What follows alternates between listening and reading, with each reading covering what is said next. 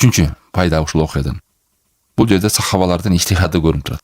Ижтихады деген сахабалар өзүнүн билими менен, түшүнгөн түшүнүгү менен ушул жерде абал кылды. Не кылды? Силер бизди коноктободуңар эле, ошон үчүн биз дагы дем салбайбыз деди. Дем салсак дагы акыга салып беребиз деди. Көрдүңүзбү? Жалпысынан мындай бекер эле кылып берген нерсени булар адат болуп жүргөн дейт да. Бирок акы алып койсо бул арам эмес. Деп айтты. Мына биз дагы дем салабыз, бирок акын төлөп бересиңер деди.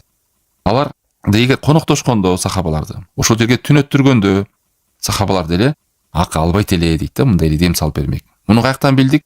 Себеби сахабалардын сөзүндө айтып атат. Биз дем салып бербейбиз, тек гана акы менен. Силер коноктобой койдуңар, түнөттүрбөй койдуңар сапарда жүргөн адамды. Мунун карама каршылыгында түшүнүк чыгат. Эгер коноктобоңарда бизди ушул жерге түнөттүргөнүңөрдө бул демди жөн эле салып бермекпиз деген сөз. Мына ошондуктан силер да баш тарткандан биз дагы акы кылып беребиз деген сөз болуп атат да. Биз дагы эми акы кылып беребиз. Себеби жана жогоруда айткандай мурунку убакта адамдарга өтө өөн учураган таң калыштуу нерсе болгон. Ушундай чоочун адамдар келсе, коноктобой киргизбей коюш, түнөттүрбөй коюп, мындай акылга сыйбаган, өөн учураган абал болгон. Бул нерсе сахабаларга мындай бир таң калыштуу болду да. Пайгамбар алейхиссалату вассалам хадисинде бар, белгилүү ман кан юмину биллахи вал яумил ахир фальюкрим дайфа. Ким Аллахка жана акыретке ишенген болсо, коногун сыйласын деген.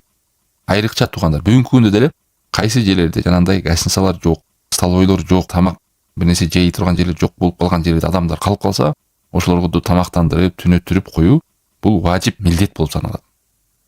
Жана тамак сатылбаган, түнөй турган жерлер жок болуп калган жерлер болот го. Мына ушуну айтып атат. Кыскасы, бул жерде дем салуунун эгерде коноктошкондо бекер эле кылып бермек, бул нерсе белгилүү болгон сахабаларда. Анан булар конокто болгондон кийин ошого акы алып кылышты.